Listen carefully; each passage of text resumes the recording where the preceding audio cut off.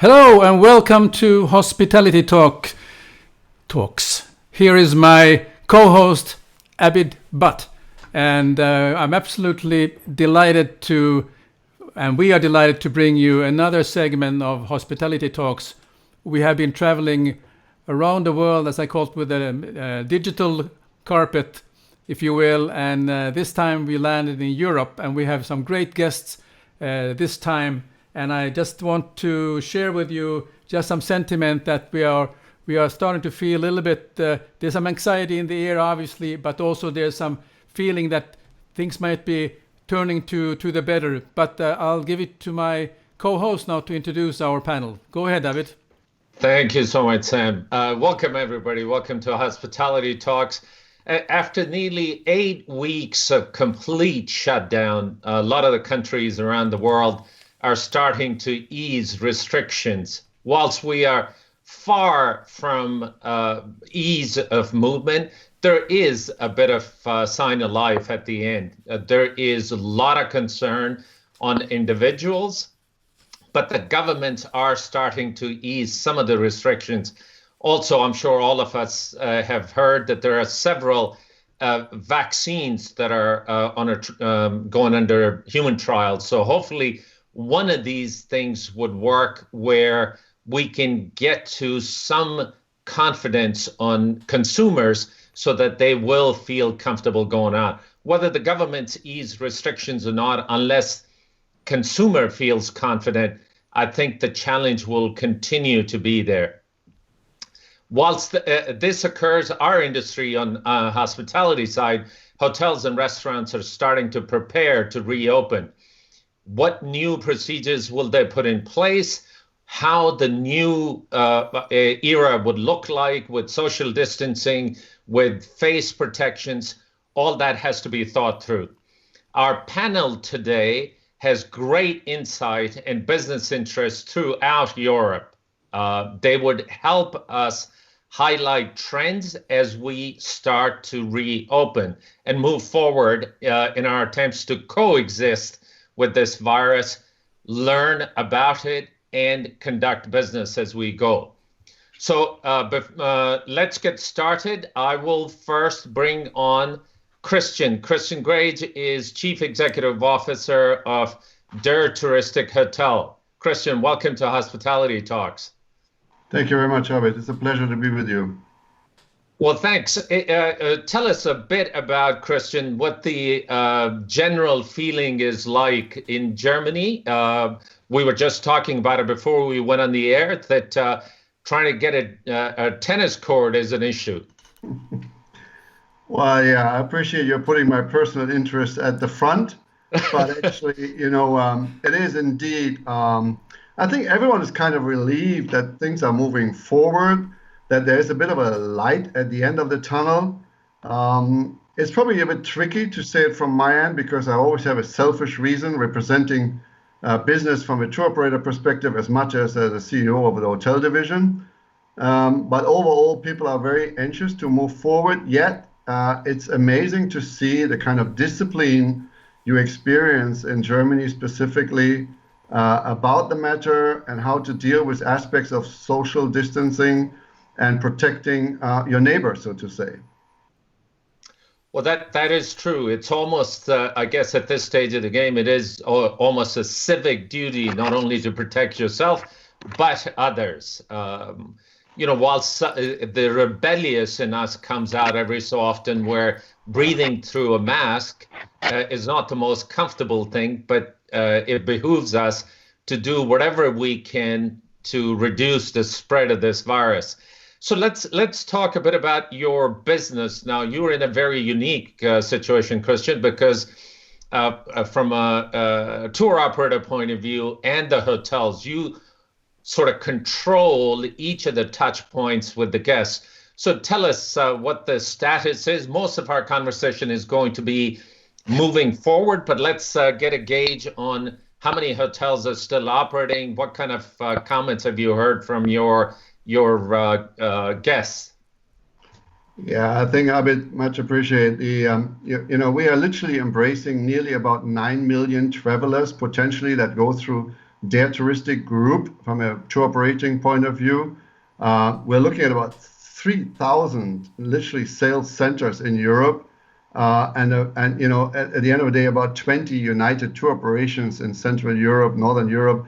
Names like Kuoni may ring the bell to many in the luxury travels, but also Myers and Jan Reisen and ITS. So we're literally been very close to the entire situation of the market. And what I represent is with 100 hotels on a global partnership basis, whether it is ownership, management, lease, or even franchise. We obviously been very close to these kind of partners and situations. I mean, at the bottom line is we all had to face and engage the situation. So most importantly was to follow the shutdowns and ensure that we are looking after the situation as it is required. Today, it's good to see that movements are made to open up, to engage into the next step. I think the key for us in this process in between so far has always been communicating with our partners at a very regular basis, engaging all our partners as we speak to make sure we are all aligned. All my experience out of a crisis is definitely that it is key to be aligned, communicate, and make sure everyone is behind the process that is ahead of us. Christian, Europe, in terms of reported cases of COVID-19, was slightly ahead of U.S. market. When did you see the precipitous drop in bookings? Were you seeing the declining trends in January, or did it come after that? Well, from a tour perspective, naturally, you've seen declining interest from the moment things have closed and shut down. And you've seen customers, however, still holding on and kind of holding their reservations, most likely also waiting for clarity how to deal with cancellations and shifting their business move forward or not. And, a big debate in Europe has particularly been whether you should be giving vouchers or whether you can return cash to customers. All this, when I look at Germany specifically, has not been absolutely clarified at this point in time. I think as a group, we have been extremely flexible by providing our customers with a certain flexibility. You may opt for a voucher with an added value, or you may opt for cash return. This, I think, has been the general picture at this point in time. We have seen in Finland, for instance, that most people do not cancel, but they are giving the option to book to come in the future, and that's what the majority of the bookings are at the moment. So they are in fact looking at the autumn travel replacing the spring and the early summer travel. Sam, is that the consumer choice, or is that the choice of the business? That's actually the consumer's choice. They are asking the question, and it's the consumer's choice that they are. Typically in Northern Europe and Germany and Finland, the summers are precious, and the spring is precious for travel. And somehow, when you have a family with small kids, or you want to have an opportunity to do taking some vacation, and now they are turning into autumn holidays. But it's a different situation when we are looking at what the travel will look like, and that's obviously something we can discuss also here. I think it is very important to see the consumer right now is not subject to any travel organization. The consumer is subject to governmental regulations. Yeah. The first and foremost we can see today is naturally that national tourism will be put at the forefront. Yep. The opportunity to spend your vacation within the national areas is certainly more safe as we speak. We also see that within the EU, there may be opportunities of some very selected areas in the very, very near future. You may opt at specific island destinations, and if I spread in now Greece and Portugal as some of the opportunities, just as much as the Canary and Balearic areas, then they have some natural advantages. Whether they will be utilized or not, that's beyond me. And you will probably see at a later stage the opportunities of long-haul flights returning, even though as well there you have great island opportunities that provide fantastic opportunities for social distancing. But we have, and we should never forget, this kind of challenge at this point in time. How do we manage flight operations and whether we at all get flights into the air to provide, and here we're talking about particular leisure volume charter business, to make business happen. A great point, Christian. You predominantly deal with leisure travel. The big issue around the globe has been a sort of a disjointed effort globally. Each of the jurisdictions are doing their own regulations. So cross-border travel would be possibly challenged even more because going from one country to another, I know a lot of the airports now are starting tests. You have to wait before you could enter the country after going through some of the tests. So gaining consumer confidence that the country that they're flying to would have similar regulations possibly presents another big challenge. Let me ask you, tour operators have been known to create destinations. They've gone to some of the emerging destinations and really put those destinations on the map. What do you think this pandemic will do to some of the new destinations, or for that matter, some of the destinations that have been in play for a long time? Yeah, that's a great question, Abid, and we could probably do another session about this as we speak. The bottom line is we are globally, we are all facing the very same challenges. It's about the aspect of virus, pandemic matters. How do you drive hygiene and other scenarios to protect and provide security to customers along the long journey from a place you call home to a destination of your wish as a holiday property? So at the end of the day, I think, and what I've seen so far, looking at different markets where we operate, the guidance and guidelines they seem to be ruling out and coming out are pretty much along the same line. It's critical that, besides some guidelines, we probably have some common sense of understanding, and whether that will fall into certification processes or not, that's a bit of a different game to play. But I think the common grounds will be addressed at the same matters. So a lot of the brands have launched these new initiatives to clean the hotels. Tell us a bit about what their Touristik hotels have done, and what are you doing to gain consumer confidence? First of all, you are hitting my heart of hospitality here. Congratulations to all the brands and global operators that are out there. I mean, it's amazing how fast hospitality has taken on board their responsibility to ensure customers feel safe and secured as and when they may return to their destinations and properties. I think from our end, we naturally have done the very same thing. We've been driving into the operations. We've been looking at details of what may need to be done in order to protect and what needs to be observed, from the topics of social distancing to safety and security in the sense of masks, contacts to hospitals and infrastructures, trainings. We have to always keep in mind the cultural challenge that we have in the global world of travel. I think these are very particular aspects, including, of course, last but not least, the topic and concept of cleaning processes, disinfection processes. You will definitely see some impacts in operations in the future. If I may just carry on from your initial question onto the next one, in a way that we will have to prepare for the next step. What does it actually mean for us in hospitality to secure business in the future? Because customers rightfully have expectations nowadays. They want to be protected while traveling and while enjoying the prime time of the year in hotels. So it's going to be seen in operative issues. It's going to be seen in design and architectural matters, most likely. Will we see continuously large hotels? Question mark. Are we going to see more focus on smaller properties? Are we going to see changes in trends of entertainment animation? I think loads of things I could throw at for another session to come in the next week. Well, just a last question, and then I'll bring in our next guest, if you don't mind. There has been tremendous amount of debate pre-COVID-19 areas about mass tourism, about over-tourism in some of the destinations. I know some of the European destinations at one point were having protests against over-tourism.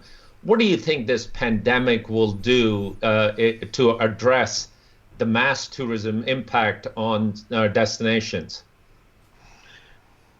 Yeah, I've seen. I lived through some of the crisis scenarios in this global world in my past career. I've seen humans reacting fairly swiftly at times to let's go back to what it used to be, where I feel comfortable.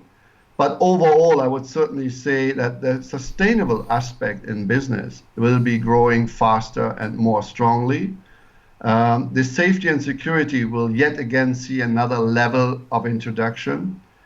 And even within a kind of what you call as mass tourism or call it volume tourism, you will probably see a lot more demands in the sense of my space holidays, and certainly fielded aspects of less grouping scenarios. But you will always have all aspects and areas. I think there's a bit of shift, but the responsibility feel amongst consumers and the demand for these matters will continue to grow dramatically. So I have a question for you, Christian. There's always a talk when you have large organizations. You have how many thousand employees is in your hotels in total, roughly? Well, you probably have easily about 5,000 employees. And when the communication it becomes such a crucial matter that we have also discussed when we had our separate call, how are you communicating with the employees in getting them ready for the time when we can open the doors for the customers? Yeah, it's a very good question, Sam-Erik. I think that's exactly one of the 4 points I mentioned earlier. The kind of training and sensibilizing team members is just as important as any other precaution we are taking. Specifically, when you look at cultural backgrounds. I mean, I have lived and worked in destinations of Africa, in Asia, in the Middle East. You have to embrace everyone's understanding of their own educational basis in order to ensure they can provide the services that customers may expect from very different cultural backgrounds. So I think it's key to engage everyone and have that done well ahead of any doors opening up. Yeah, and then just I looked at the different brands that you have. So we have several great brands in your group. Now looking forward in terms of design, in terms of addressing ecological and sustainability, is that something that's going to be in your internal discussions when you're looking at your next hotel, for instance? Yeah, absolutely. We are looking at these kind of things already as we are evolving the brands. It's very critical. It's absolute key to look at spacing, to look at opportunities where you protect the cultural background of the destination as such. We have a very strong department that also looks at respect towards nature and engaging of, you may call it, the kind of touristic journeys throughout a region. Is an elephant ride the right thing to do, or should you be protecting nature and animals? So these kind of things are playing an important role in how we are moving forward, understanding our responsibility towards such a destination and the opportunity for and responsibility for nature. Thank you, Christian. Over to you, Abid. Thank you. Christian, thanks for all that. Thanks for these insights. Please stick around for a bit. Let me move on and bring forward Theodor Kubak. He is managing partner for Value One Arbireo Hospitality. Welcome to Hospitality Talks, Theodor. Hello, Abid. Thank you for having me. Absolutely. Great to have you join this discussion. We truly covering the continent well, from Germany to Istanbul to Barcelona, where Alex is based, and Alex will be brought forward in a couple of seconds. So, Theodor, let's talk about the general overview of your business. I know you are in a growth mode. I know the fund is very young and recently launched, but talk about what the general business condition is.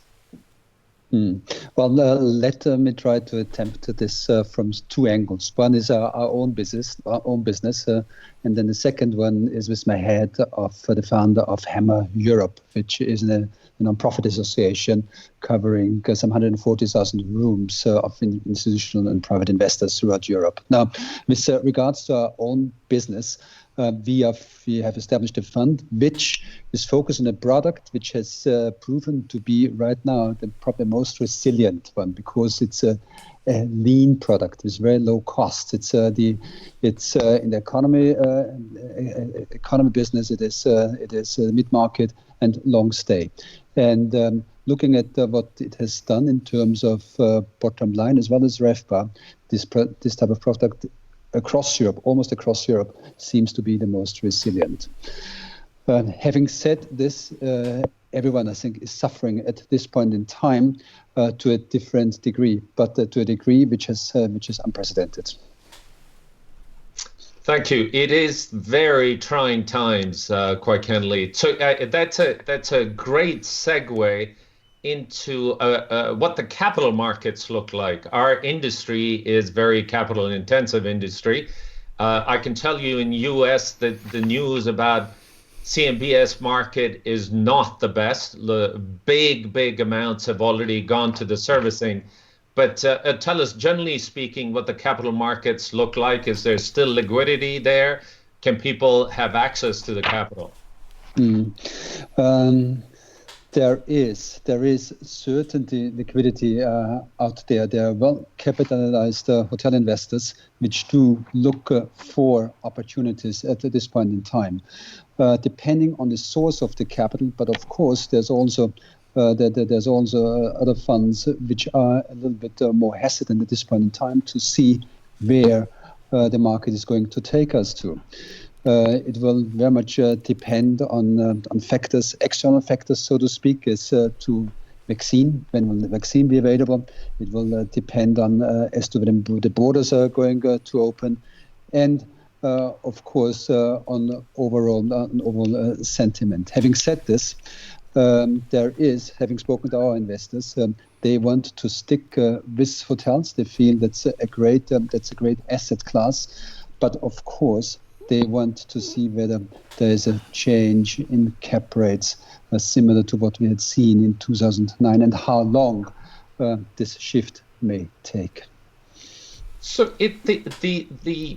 obviously you're looking at a lot of different projects as from a fund perspective, and also you have visibility into the business overall through HAMA. How are the asset valuations being impacted? How do you underwrite a pandemic, and for how long? Yeah, I mean, that's a really great question. I think there's lots of people out there who are trying to answer this question at this point in time.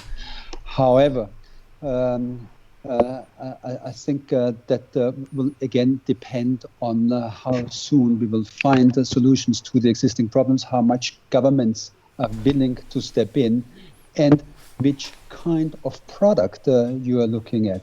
If we go back again to the financial crisis, you have seen that the cap rates have, for limited products, have only seen a change by some 70 basis points, whereby for a full service hotel it was 150 basis points. From 2007 to 2011 it took to rebound back. So the other, depending on how and which market you're in, whether it's a lease contract market or a management contract market, there might be views that this is an isolated incident. And if it is captured as an isolated incident, then there are tools, there are mechanisms which allow to overcome the present situation.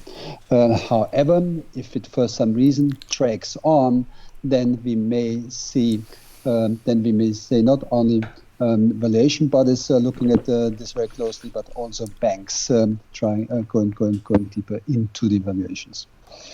Theodor, one of the questions leading similar topics: has this changed the way you underwrite project? Has this changed the type of projects that you would consider? And after this, I'll turn it over to Sam. But has this changed any of the things that you're doing looking at new projects?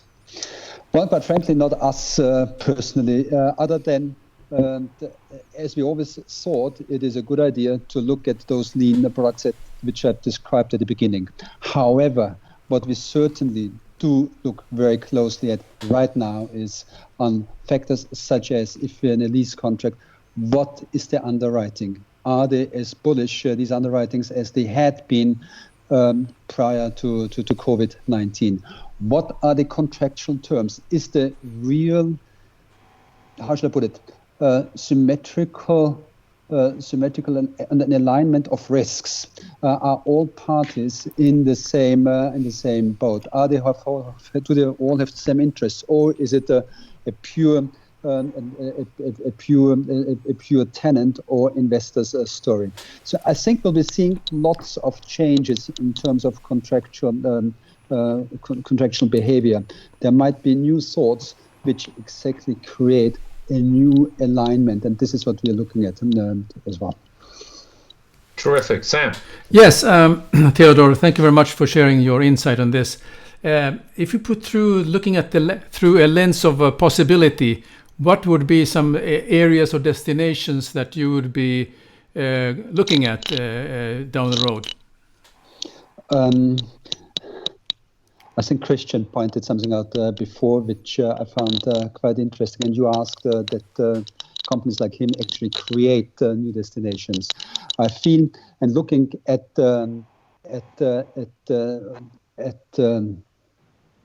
which markets will be recovering most likely the fastest, then it is markets which are least dependent on international travelers, simply because of the airlines. How are they going to react? Simply because of opening of borders, and which markets have the ability to fill their hotels with domestic leisure, domestic business, and perhaps to some degree some domestic group business.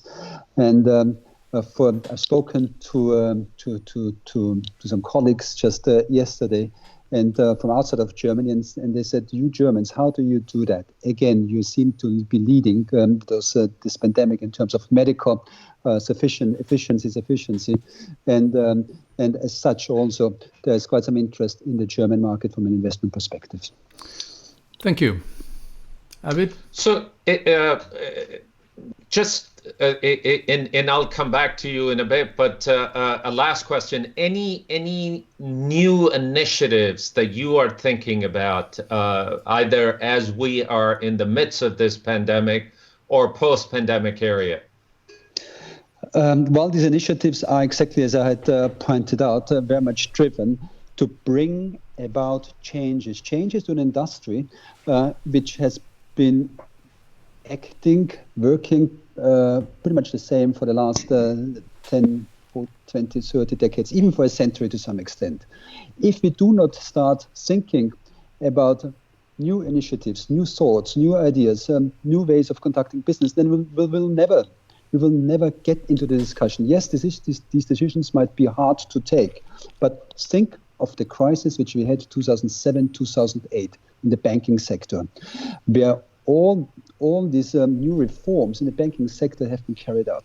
In 2011, 2012, throughout the last cycle, we looked back to these reforms and said, yes, it was hard, but we've carried them through. And I feel we have this opportunity now to do exactly the same for our industry. We just need to be brave enough and we need to get everyone on board. Thank you, Theodor. We'll get back to you in a bit. Let me bring on our next guest, Alex Sogno, who's the Chief Executive Officer of Global Asset Solutions. Welcome to Hospitality Talks, Alex. Thank you for having me. You really epitomize with your background of the world map. You truly epitomize the global nature of our industry. Thank you. Well, the situation globally, so we have more of a global approach, but we work a lot in Europe, I have to say. But if you look at Europe, North Africa, all our hotels are closed. In Asia, especially in Cambodia, we have one hotel left open because the owner wanted to keep it open. But I have to say the the pace reports and everything are not really encouraging. I never saw an occupancy below 1%. So it's kind of challenging. As of Europe, we're planning to reopen early June, hopefully. In most of our destination, it's not going to be the case for hotels that rely a lot on MICE business. They're thinking more of reopening towards the September if everything goes well. But for our hotels in particular, we really trying to shape up and find out a new sales opportunity. As Theodor mentioned, local business, domestic business is very important. But also we saw a big push on weddings, surprisingly, because lots of weddings have been cancelled, and we can organize small events like this. So it's a little trick to tell your asset managers and your sales and marketing team. Extended stay as well. People like, unfortunately, this lockdown created lots of breakups.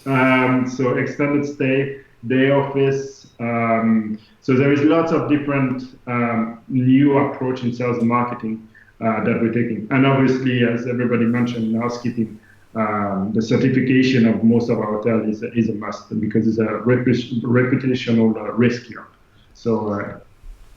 Alex, you brought up the weddings and breakups one after the other. I bring both sides. And they use there is business to be had either way. Well, thank you for that update. Generally speaking, Alex, if you can help us understand how have your hotels dealt with the associates in particularly European markets? When did you recognize that there was a precipitous drop, or did you keep the hotels open until the governments shut the markets down? Thank you for bringing this point, because I think this is maybe the most important topic as well. We in the service industry, our collaborators are very important. We actually wrote 2 articles on this topic to basically try to convince whenever we can to keep our employees on board. The issue is that if we start laying off too many people and we reopen in 2 months after, we need to do retraining and everything. The cost of this will be much higher than firing staff. Also, you may lose the DNA, the software of your hotel, so it's a big risk. Luckily, we had great support from all our owners. In France, for example, the government is paying 25% of the salaries. No, the owner, we paying 25%, and the government is paying the rest. So that helps us to keep the employees. One challenge that we have we're going to have is the motivation of those employees, because there is some who really want to go back to work and are cannot wait and proactive at the moment, and there is some others who are, it impacted them, and they need to get motivation, training again, and encourage them to go back to work once we're ready to reopen. But it's very important that we communicate very frequently with our employees on security measures, the new SOPs that are in place for all hygiene. I think that's a key. It's very interesting you bring this up. You're absolutely correct. The motivation and training will have to be almost redone. We will be opening multiple hotels all over again. There was a conversation recently about room attendants in our industry. It is a very difficult task. As a matter of fact, I remember when I was in Hawaii, in my attempts to assist the room attendants to clean rooms, I got fired by a room attendant because I couldn't do the job. It is a very difficult task that they do. Now, with the threat of virus and the sanitization that is required, it places even a greater emphasis on that job. Can you shed some light? I know you have recently done a white paper on reopening and some of the things that we can consider as we prepare for that, but Can you shed some light on that? Well, as you can see in the previous questions, we tend to be asset managers that roll up our hands, our sleeves, and go into the operation. And I think it's really important that for any hotel opening, the owner side need to be proactive to have a successful opening. It's the same thing with a reopening. So we have twofold of support: one for the owner and one for the operator. So for the owners, we reforecast very frequently on different scenarios, different opening. If, for example, in France, Roland Garros in Paris will take place, that's great. That would help some of our properties. But if it doesn't, what will be the impact on the cash flow? So we're doing reforecast and cash flows nearly every day. The other thing that we need to consider for the owner is liquidity management. So there was some cash call from the operation to sustain during this closing time. Now, it's not a blank check, and this needs to be scrutinized very carefully. Also, what we're trying to help some owners is the reputation, the monetary reputation with the banks. They need to communicate more frequently with them, give full transparency on where they're going. I think this is crucial. Then you get the full support from the bank. And we wrote another paper with Arbireo on how even the operator needs to be more involved in those discussions and be on the table, because it's a shared approach now. I think it's really important. The other thing is staying informed of the latest regulations for the owner, and then making sure that we follow the brand standards, but that we don't get pushed too much by the operator by brand standards. So there is a fine line we need to control. So on the operator side, on the operation, what we do is look at the revenue management. Right now it's difficult to track. No one has a proper pace. But one thing that people need to realize is most of the revenue management softwares that people are using won't work. We don't have historical data for that, and that's a big problem. And the problem is, there is a second problem: is most of the revenue managers never went through the crisis. Maybe 1/4 of them went through the crisis of 2008. So which we need to have them to track the right information, and we publish also another article on this, on what to track, on where we're going for each market. And we're studying 10 different markets around the world to see the trend on the TAs with the rate. The other thing is adapt the sales and marketing. Again, communicate on IG, not only to our own collaborator, but also the outside. There is also, we track very carefully the reopening stage in terms of staffing, the ramp up, because we don't want to engage take on board everybody straight away. So it's very important to make sure that it's done properly. We also identify new opportunities that we may have created because of this crisis, what we can change, what we can improve. Also the suppliers, lots of suppliers were not paid on time, and they will need to be taken care of because we need to have our supplies when you're open. So that's very important. And there is a bunch of other things, but I invite you to look at our articles online. Thank you. I read it. Sorry. Yeah, ahead, we have some of our participants here from the audience. We have, I think, some part of us answered. You will said Adel Anwar said, "Great discussion ongoing. Could the participants of this webinar enlighten on the reopening of the hospitality industry after this pandemic in the area of the regions where they're operating?" I think you already have, Alex, covered that, but I just want to mention that someone from the audience is picking up on that. Also, we have Sadiq Ekbal, who is our regular viewer. He says that the discussion is going well so far. A curiosity question to the expectation of safety, security, and hygiene may vary per location. Any comments you have on that? Is it the standard expectation you have in mind for the safety, security, and hygiene, or is it across the board, or any particular geographic will have some particular requirements?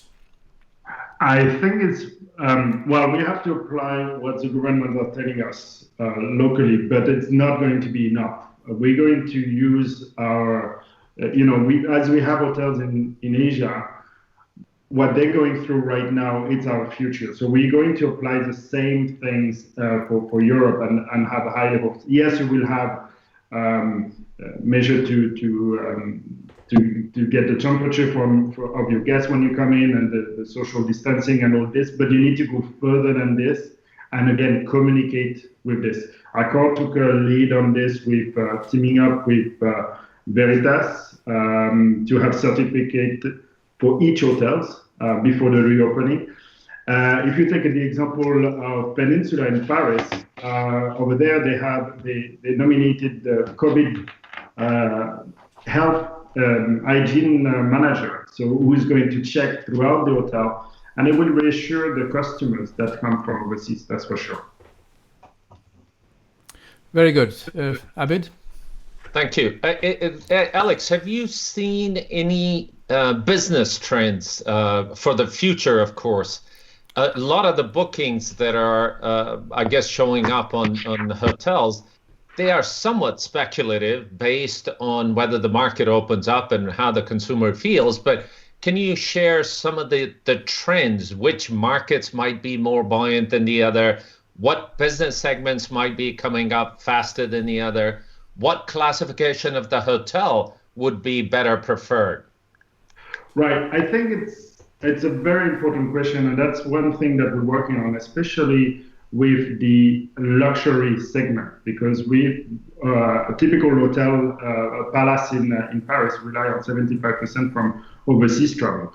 So it's like, how are we going to sell our hotels to domestic market now? So it's really, again, I go back to the hygiene measures that I keep mentioning, but I think it's really important. Other trend that I see is also within the hotel. There will be some changes. For example, they're planning to remove minibars. We're planning to remove the buffets. We want to renegotiate cancellation policies with the OTAs. They were not kind during this crisis. I mean, the operator were kind in terms of allowing rebooking for our guests, but OTAs were not that customer focused. And basically the customer then called the hotels to complain. So we need to change these kind of things with cancellation policies. And I see that mass tourism, it was mentioned early on, it's not going to be welcome anymore by the population. Look at Venice, Amsterdam, Barcelona, that are most frequent cities that come up when we speak about this issue. The population, the local population, won't let it happen anymore because it's dangerous. And they're right. And the same thing, I'm really worried, it's not my industry, but cruise ship, they're going to take a longer time to return. If 5 years a minimum, I would say. Terrific. One last question, and then we'll bring everybody back into the discussion because there are some other things that we need to talk about. I know you had recently done a paper on insurance policies. A lot of the insurance policies, unfortunately, as it turns out, might not cover COVID-19 pandemic. Can you shed some lights on that, and any way that our listeners and hotel owners and the operators can tackle this issue? So, when it happened, everybody said, okay, we're going to use the business interruption. But when you look at the wording, they were covered, so we couldn't claim anything out of this. And that's for most hotels that we have. Now, we cannot claim this, but if we look at the property and business interruption and third-party liabilities, we have been paying full price during this crisis when we have no guests, and we're going to carry on paying full price when we reopening with a very low occupancy. Not speaking about we don't have many employees as well in our hotel. So we want the operator and the owners to call the insurance broker and say, hey, listen, we want rebates on the premiums that we pay. We are aware that one large US operator managed to get good rebates for European owners. But we need this to be worldwide with all the operators, because most of the insurance are built in the HMA. And for the other ones, when it's not built in the HMA, asset managers need to push for this, because there is some sign from the insurers that they're making some changes here. Terrific. I think that's a great thought. A lot of the insurance companies, at least what I have been hearing, are willing to at least have a conversation. I'm not sure what that would amount to in terms of getting some sort of a reduction in premiums or rebates or whatever the case might be, but definitely worth having a conversation. Alex, I'm going to ask you this question starting out with, but then I'd like the sort of the viewpoint from Theodor and Christian as well. Do you see post-pandemic era whether an independent hotel would fare better, or would a brand fare better from a consumer point of view? And also, when you look at the expense side of things, who do you think might be more nimble to attend to this post-pandemic era? Well, I think the advantage of a brand is if they do the communication right regarding the hygiene, and it's not just communication, it's actually acting well and doing independently. I think it's really important to keep the hygiene independent, not just saying you do it in-house. They will be more successful. Independent hotels will have additional challenge because of the lack of easy reach of communication and everything. So it's not going to be an easy way out for nobody. I think the ones that are going to suffer the most is the upper luxury city hotels. The results should be okay. And then, over the past years, we had lots of new brands coming out with large lobbies where everything is happening in the lobby. I don't need to name the brands, everybody knows them. That was a cool trend, right? Everybody wanted to have a hotel like this. Now, nobody wants to hang out in the lobby, or for the time being. So maybe those brands will have a bigger challenge in the short term until we find a vaccine. Let me ask the question to Christian. Certainly, as a brand person, as an operator, what are your thoughts? And you can be biased if you like. Thanks a lot, Abid.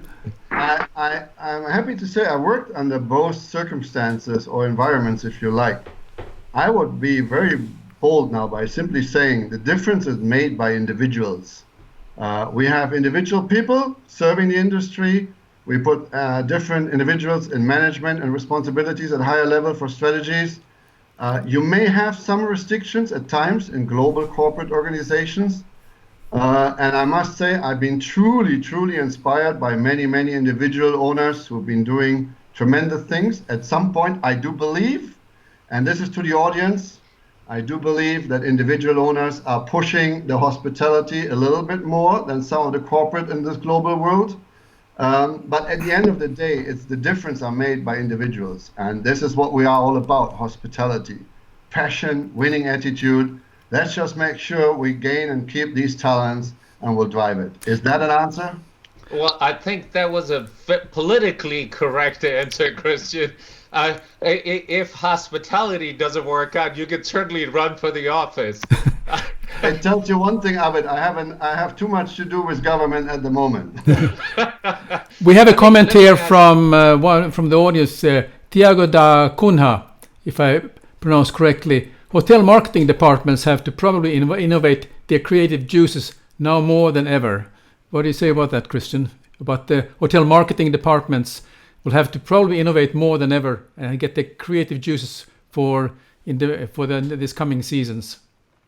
Yeah, I think Albert Einstein said something, forgive me, I can't quote him entirely right now, but I think he's been putting something like intelligence and smartness is one thing, but most important is creativity. Yes. That's a little bit Christian's translation now, but that's really what it is. We have to get back to the roots of hospitality. It may call for a very different topic at this point in time, but these kind of challenges that we face in the global market continuously show us we have to be creative, we have to be passionate, and we have to provide safety, security, and literally all the time excitement and experience to our customers. And that's what it's all about. Yeah. Well, I have a quote for you also. Leon Megusen said, it's not the strongest or most intelligent that survive, it's the most adaptable that will change, that will survive, who adapts to change. Absolutely. You have to embrace situations as and when they come. I do remember these things when I had to handle the crisis in North Africa under the Arab Spring scenario. No one can prepare you for these things. No hotel school has a book of 25 pages and 2 versions to tell you about how to manage these things. You gotta embrace it and be ready. So at the end of the day, it's attitude and the creativity, how you deal with situations. Theodor, over to you from investment's point of view and putting the investor lens on independent versus brands.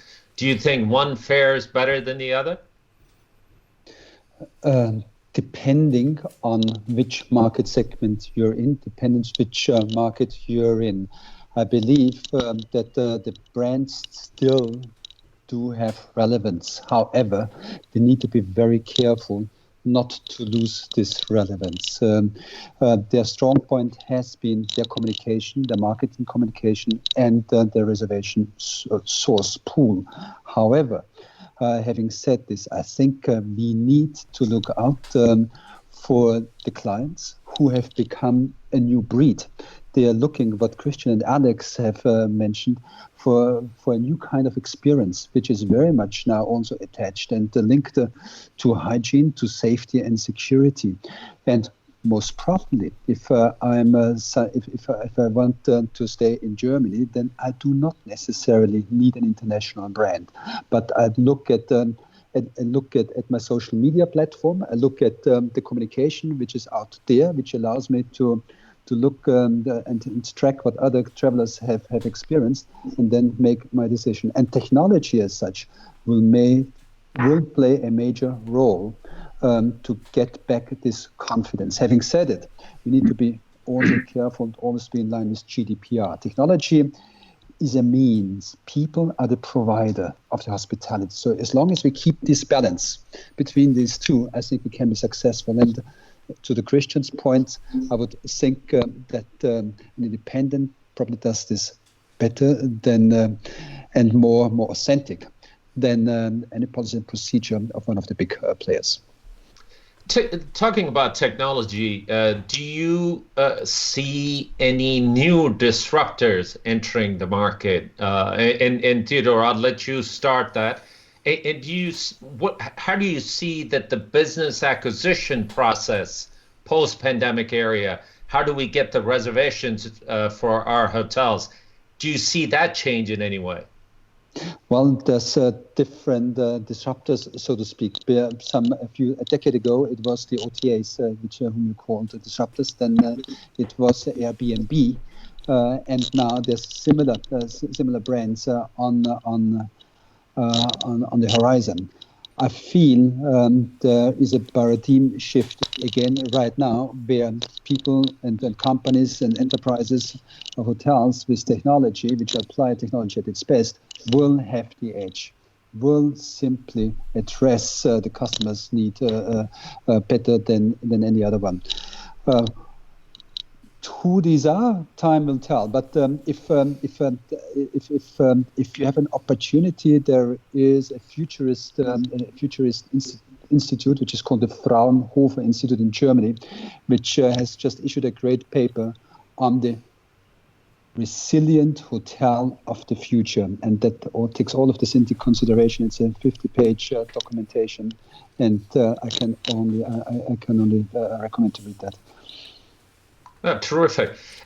Christian, let me pose that question to you, and also, could you shed some light as to how the tour operator business has evolved over the last decade, and what do you see with the adaptation of technology in post-pandemic area? How do you see that change? You've never changed, Abid. I love your silent pushing attitude. Let me put it this way: the technology, I think, is for convenience in today's world, but not for any emotional experience. So this is how I would define it a little bit. It's a need, you must have it, it's required, and I think Theodor said it in a very similar manner earlier on. It's needful, but at the end of the day, customers want an experience that technology can only assist, but cannot provide the emotional aspect to it. When you ask the second questions, now what do you want to hear, the political answer or my personal answer? I love these kind of rounds of debates and discussion. I think there's no secret that tour operators have to embrace the new time and era.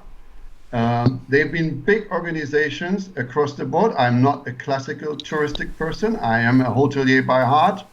But over my last few years within the organization, I've certainly seen embracement and modernization processes and understanding of what needs to be done. If an OTA is the ultimate answer of business process, I leave this to the audience. But there are certainly attributes that one has to embrace and work on in the future. I think at the end of the day, the consumer decides which channel they feel most comfortable with, and that's who they're going to go to. I believe there is a consumer for each channel and each comfort level. So let me go to Alex. Alex, how do you see the alternative accommodation sector being impacted? And when I say alternative accommodation, it's through the sharing economy. What disruptors do you see coming down the pike? Well, let's think about it, Airbnb, because that's one that really impacted it the past 5 years, I would say. If you look at markets that, like Paris or Barcelona, where Airbnb is really a big disruptor, now all those apartments are empty. So now they're going into a rental pool of longer stay. But that's a problem because it destroys the market. Lots of owners of those apartments need to pay the loan and they cannot. So it's going to impact a lot those cities, I think, and the real estate market, and also the customer approach to it. Meaning, initially I would have stayed more in an Airbnb than a hotel to be safe with this virus, but now I'd rather go in a place, in a hotel, that have good certification in terms of hygiene. Right now, we don't know who is cleaning the place, and they're not cleaning the owner. So I think we're going to benefit from this a little bit. One thing that I think is going to disturb us a lot, is, and especially with the young generation, is the use of teleconferencing. Zoom and all those things. People would rather stay at home now rather than go and travel for a meeting of 2 hours in Berlin and come back at the end of the day. And you can do business. Everybody realized that staying at home and doing business from home, well, it's actually feasible, and you get work done, productivity. Yet, I have to mention the emotional attachments and everything need to be built up. But once this is built, you don't need to see each other every month. You can wait every 6 months. And that's going to be, I'm worried about this with business travel. Oh, true. Some of the smaller meetings, I think, possibly are going to be impacted. So the travel time might be taken out of the equation, where you can get online and use platforms like what we have done to be able to communicate with each other. Now, certain industry are obviously more prone to this kind of working environment than the others are, but hospitality might be impacted as a result of that. Well, folks, we are approaching the end of it. There are a few more questions that I've got, but let me turn it over to Sam for any thoughts that he might have, and then we'll come back for last round of questions. Well, I think the some great feedback and great comments that you have shared. I think we are in the between people to people business, so I think we will less think about demographics and all that stuff. It's more like what are the changes now that the customer are going to have that will affect how we conduct business with them. But I think also that there will be, we can see, because there's technology there, that there's certain technology that's going to maybe become even more used, like from the artificial intelligence, maybe the voice. People need to have answers, and if they are the basic answers they are getting for the inquiries when they're contacting the hotel or the tour operator, that can be handled through those bots. But it obviously will never replace fully a human voice or somebody who will address and who has the nuances to deal with what you're looking for. But I think we will see more intelligent use of technology will be available in the hotels eventually, simply because also the customer. I saw, in fact, it was a presentation or a video of Alibaba's look on how the hotel will look in the future, and there was quite a bit of technology there, but still it did not take away the human touch. But there are certain things that you have the keyless access to rooms, which is obviously nothing new, but I think those are things that will be even more and more relevant, in my opinion. I wonder what your thoughts are on this. Maybe Christian, and then Alex. Yeah, my heart goes out for the passionate people in the industry. They are making the difference. It doesn't matter whether you're in luxury, and I've been through all these areas and levels, if you like, or whether you're in focused service. I mean, you can get inspired in any of those categories, if you like. The difference is made how you utilize technology, how you utilize frames to support efficiency. But the bottom line is the difference is made by people, the attitude, the language, the style, the atmosphere that you provide. We are in the people's business. We got to face this. And sorry, you probably feel my emotional outbreak already. There is a lot of aspects that have influenced our industry in the past. But the difference is made by people with emotions. They can live at what the customer will not even expect. That's right. Yeah. Spot on. Very, very well said. So, gentlemen, I'm going to come back to you to share something personal, a feel-good story, but one question each, if I may ask prior to that. Christian, how would we need to attend to the entire infrastructure? It is the person getting into the cab, to the airport, to the hotel, back to the conducting the business. What do you think that entire journey should look like to gain the confidence? Oh my God, Abid, there are lots of details to address in this matter. If we are talking about under COVID-19, we will simply have to embrace changes. There will be adaptations have to be made, whether it is, as you rightfully said, check into the airport, timing to the airport. I mean, let alone, airports have never been built for a pandemic situation of COVID-19. No one knew. So now we're talking about social distancing as the basic to start, not even talking about hygiene matters as such. So there it starts. Get into a plane, how to board, how to, the flight situation. There's lots of talks at the moment amongst airlines. Do you have to wear a mask? What are the food services? How do you board the plane? I tell you one thing, that's a very personal matter. I am bloody happy when we finally get it sorted, that we're not getting jumped out of our seats when the plane is about to deboard, so to say, and everyone's standing in the middle, pushing, waiting for 25 minutes. I hope they will be calling by roads. So sorry, that's a very personal thing, emotional, I'm sharing it, but I can't wait for that moment. I'll be the happy first camper to get out of that plane. So bus transportation to hotels, individual taxis, they will have to invest, they will have to make amendments. I think Alexander and also Theodor earlier on said something about arrivals to hotels.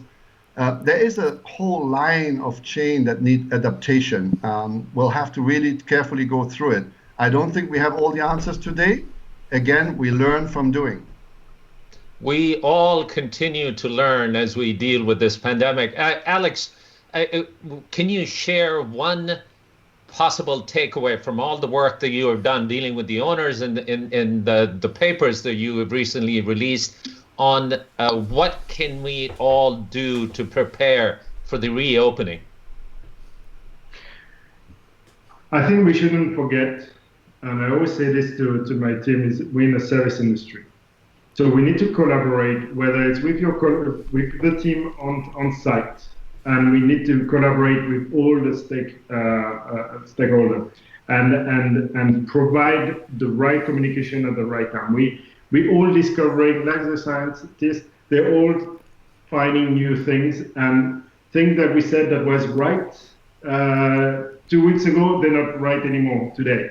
And I think we need to communicate. It's only by communication and being there for them. Helping, I think it's really important to help also the operators, because to be a GM as of today is not an easy task. And you need to be there to help him to reopen this hotel. And I'm allowing myself to be optimistic. I think everything is going to be fine soon. As soon as we find a treatment, and we will be back with certain additional measure, but business will be as usual.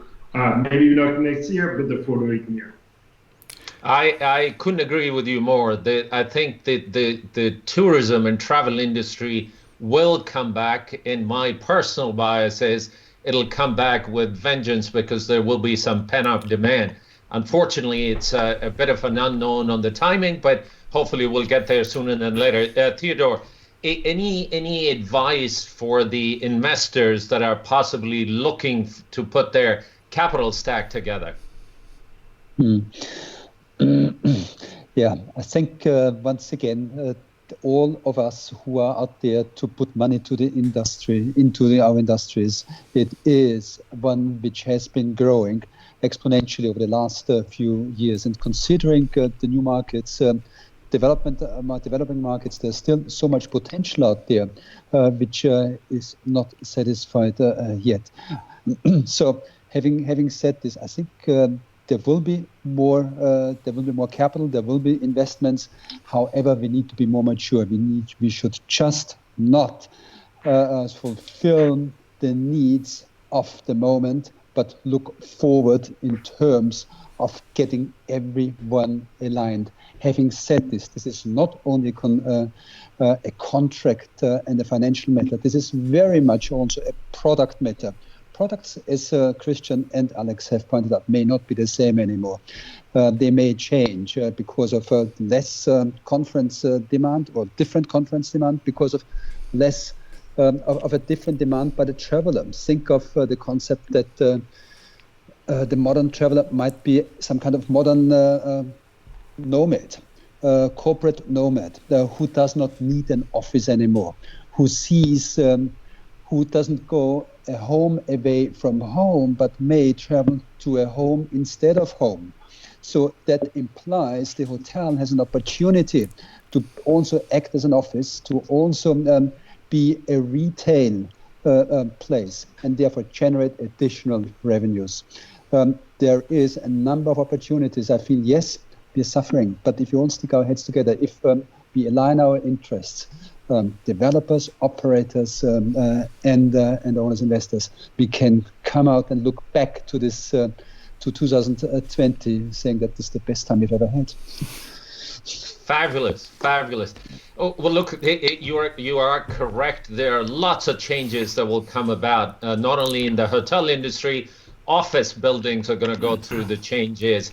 For that matter, residential developers will have to look at the changes, because home office might become just as critical in houses or condominiums as bedrooms or living rooms were. So while you have the camera, Christian, anything personal that you might have learned about yourself, or any great things that you have seen that the industry is doing during this pandemic?